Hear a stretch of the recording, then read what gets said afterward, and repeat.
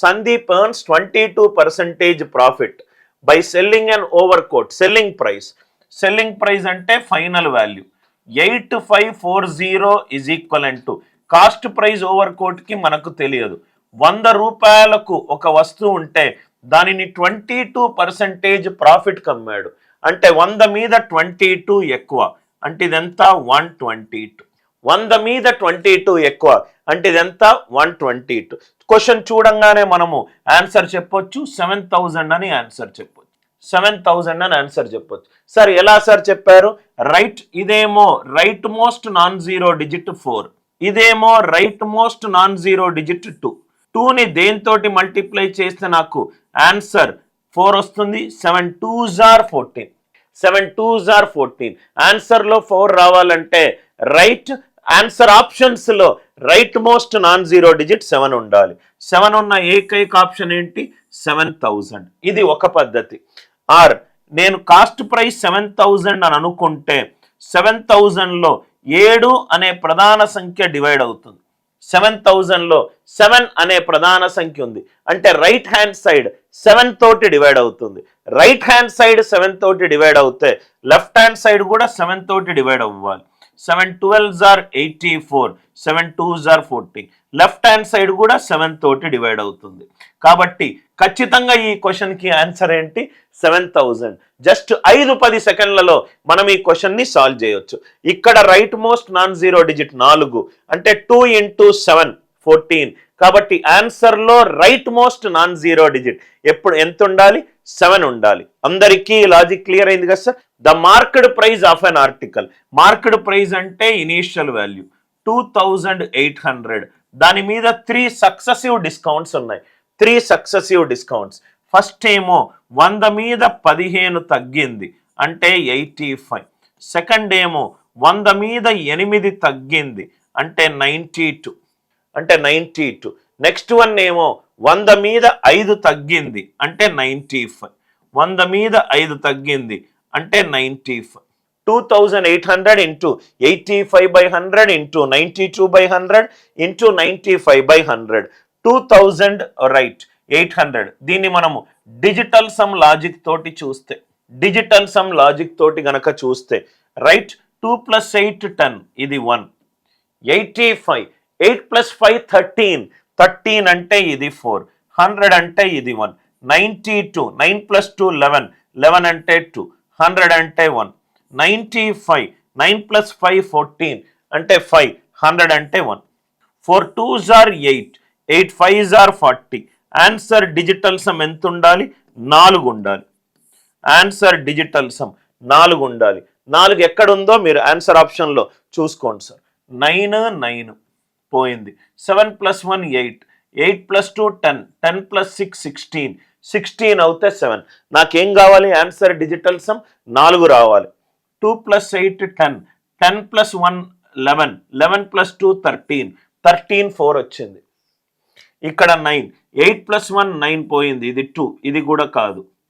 ఇది 9. ఇది కూడా కాదు. అంటే ఈ క్వశ్చన్కి ఆన్సర్ ఏంటి? 2080.12. 2080.12. అందరికీ ఈ లాజిక్ క్లియర్గా అర్థమైంది అనుకుంటా.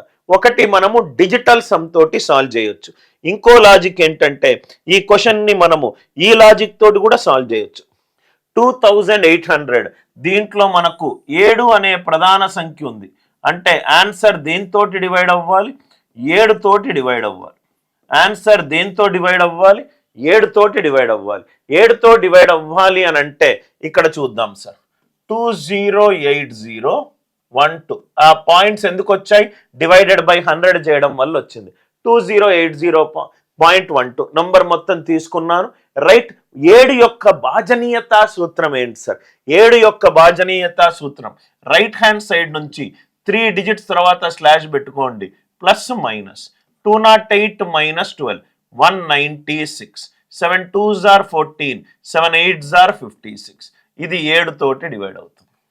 ఇది 7 తోటి డివైడ్ అవుతుంది. ఆర్ యు ఆల్ విత్ మీ? అంటే ఈ క్వశ్చన్కి ఆన్సర్ ఏంటి? ఖచ్చితంగా ఆప్షన్ బి అయి ఉండాలి. 7 అనే నంబర్ యొక్క భాజనీయతా సూత్రం ఏంటంటే రైట్ హ్యాండ్ సైడ్ నుంచి 3 డిజిట్స్ తర్వాత స్లాష్ పెట్టుకోండి. Plus minus 208 minus 12 196. 196 ఖచ్చితంగా 7 తోటి డివైడ్ అవుతుంది. కాబట్టి క్వశ్చన్కి ఆన్సర్ ఖచ్చితంగా option B. Are you all with me? అలానే మీరు ఏదైనా చూడొచ్చు సార్.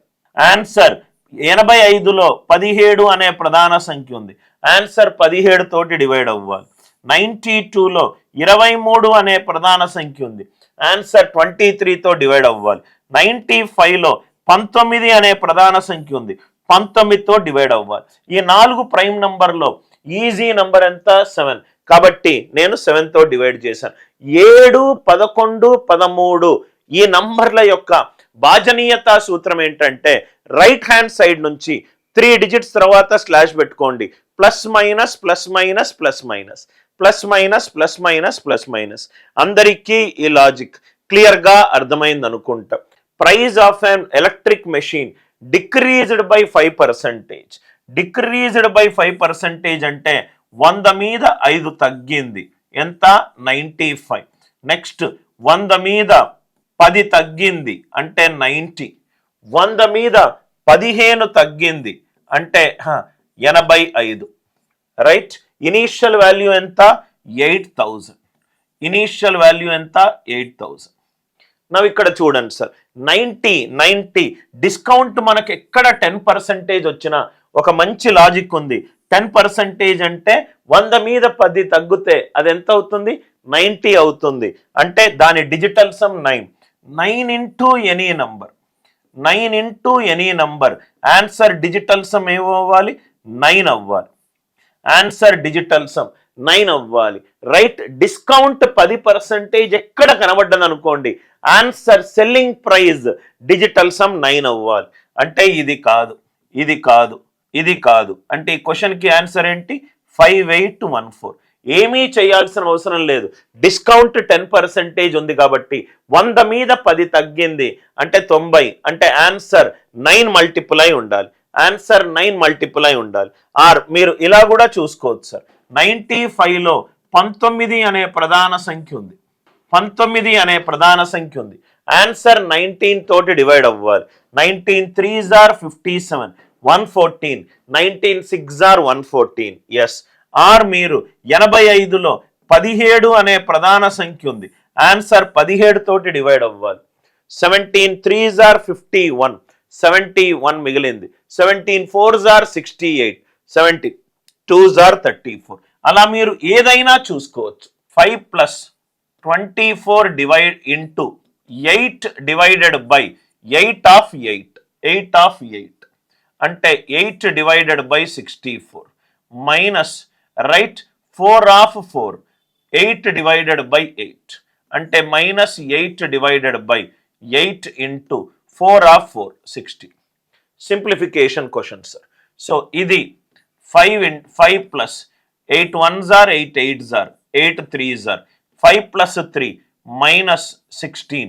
8 మైనస్ 16 ఎంత? -8. ఒక పాచికను 2 సార్లు త్రో చేశాను. పాచికకు సంబంధించిన ప్రాబ్లం కాబట్టి రైట్ కొంచెము ఈ పాచిక కాయిన్స్ రైట్ కార్డ్స్ ఇవన్నీ కూడా ప్రాబిలిటీలో మోస్ట్ ఇంపార్టెంట్ వెరైటీస్. పాచిక నేను గనక రోల్ చేస్తే నాకు 1 2 3 4 5 6 నాకు ఏదైనా ఈ 6 నంబర్లో ఏదైనా రావచ్చు. ఈ పాచికను నేను ఎన్నిసార్లు రోల్ చేశాను? 2 times రోల్ చేశాను. Thrown twice. 2 సార్లు రోల్ చేశాను. 2 సార్లు రోల్ చేశాను. సపోజ్ లెఫ్ట్ హ్యాండ్ సైడ్లో పాచిక పట్టుకున్నాను. ఫస్ట్ టైం నేను రోల్ చేశాను అనుకోండి, ఈ 6 నంబర్లలో ఏదైనా రావచ్చు. కానీ నా క్వశ్చన్ ఏమన్నాడు? ఒకటే నంబర్ రావాలి, ఆ నంబర్ 5. సో ఫస్ట్ సారి రోల్ చేసినప్పుడు మొత్తం ఏది 1 రావచ్చు, 2 రావచ్చు, 3 రావచ్చు, 4 రావచ్చు, 5 రావచ్చు, 6 రావచ్చు. దాంట్లో 5 రావాలంటే రైట్ 1/6. ఎన్నిసార్లు రోల్ చేశాను? 2 times. అంటే నెక్స్ట్ సారి నేను ఫస్ట్ టైం త్రో చేసి మళ్ళీ నెక్స్ట్ టైం 6 5 రావాలి. 1/6 ఇంటూ 1/6. అండ్ అన్నాడు. అండ్ కండిషన్ కాబట్టి ఒకదాని తర్వాత ఒకటి కాబట్టి ఇంటూ. సెకండ్ సార్ ఏం రోల్ చేశాను? కాయిన్ రోల్ చేశాను. కాయిన్లో ఏముంటాయి సార్? హెడ్ టైల్స్ ఉంటాయి. హెడ్ టైల్స్ ఉంటాయి. ఎన్నిసార్లు రోల్ చేశాను ఇక్కడ? Coin is tossed 3 times. Coin is tossed 3 times. Coin is tossed 3 times. అంటే ఫస్ట్ సారి హెడ్ అయినా రావచ్చు, టైల్ అయినా రావచ్చు, కానీ నాకు హెడ్ మాత్రమే రావాలి. సెకండ్ సారి హెడ్ అయినా రావచ్చు, టైల్ అయినా రావచ్చు, కానీ నాకు ఓన్లీ హెడ్ కావాలి. థర్డ్ సారి హెడ్ అయినా కావచ్చు, టైల్ అయినా కావచ్చు, కానీ నాకు ఓన్లీ హెడ్. రైట్, ఒకదాని తర్వాత ఒకటి అంటే ఇంటూ 6 6 అంటే డినామినేటర్లో నాకు 6 అంటే 3కి సంబంధించిన ప్రధాన సంఖ్యకు సంబంధించిన గుణిజము ఉండాలి. 50 కాదు, 200 కాదు, 100 కాదు. కాబట్టి ఈ క్వశ్చన్కి ఆన్సర్ ఎంత? 1/288. హారములో మల్టిప్లై చేయాల్సిన అవసరం లేదు. 6లో 3 అనే ప్రధాన సంఖ్య ఉంది. హారములో 3 తోటి భాగింపబడే సహజ సంఖ్య ఏది ఉందో చూసుకోండి. 200 కాదు, 50 కాదు, 100 కాదు. మీరు మల్టిప్లై చేసిన 6 6 36, 36 8 288. అనవసరంగా కొన్ని ఎక్స్ట్రా సెకండ్స్ కూడా మనము సాల్వ్ చేయాల్సిన అవసరం లేదు. అందరికీ లాజిక్ అర్థమైంది కదా సార్? ఇక్కడ మీకు వచ్చే డౌట్ సార్, ఇక్కడ ఇంటూ ఎందుకు వేశారు? రైట్, ఒక దాని తర్వాత ఒకటి జరిగినప్పుడు ఇంటూ వేయాలి సార్. ఇక్కడ ఇంటూ ఎందుకు వచ్చింది? ఇక్కడ ప్లస్ ఎందుకు రాలేదు? ఒక పాచిక రోల్ చేసి రెండో పాచికను రోల్ చేసేటప్పుడు, రెండోసారి మనం రోల్ చేసేటప్పుడు మొదటి దాని యొక్క అవుట్కమ్ మీద డిపెండెంట్ లేదు, అంటే అందుకే అది ఇంటూ అయింది. ఒక కాయిన్ని టాస్ చేశాను, కాయిన్ని పైకి ఎగరేసాను, హెడ్ కానీ టైల్ కానీ వచ్చింది. రెండోసారి పైకి ఎగరేసేటప్పుడు ముందు ఇది వచ్చింది కాబట్టి ఇది వస్తుంది అనే ఛాన్స్ లేదు, ఏదైనా రావచ్చు. అందుకే ఇక్కడ ఇంటూ పెట్టాను. 3 times కాబట్టి 3 times ఇంటూ చేశాను. 2 times కాబట్టి ఇక్కడ 2 times ఇంటూ చేశాను. అండ్ కాబట్టి ఈ రెండింటిని ఇంటూ చేశాను. జనరల్గా ప్రాబబిలిటీలో మీకు వచ్చే డౌట్ ఏంటంటే ప్లస్ ఎక్కడ యూజ్ చేయాలి, ఇంటూ ఎక్కడ యూజ్ చేయాలి. ఆర్ కండిషన్ ఉన్నప్పుడు ప్లస్ యూజ్ చేయాలి, అండ్ కండిషన్ ఉన్నప్పుడు ఇంటూ యూజ్ చేయాలి. అందరికీ లాజిక్ క్లియర్ కదా సార్?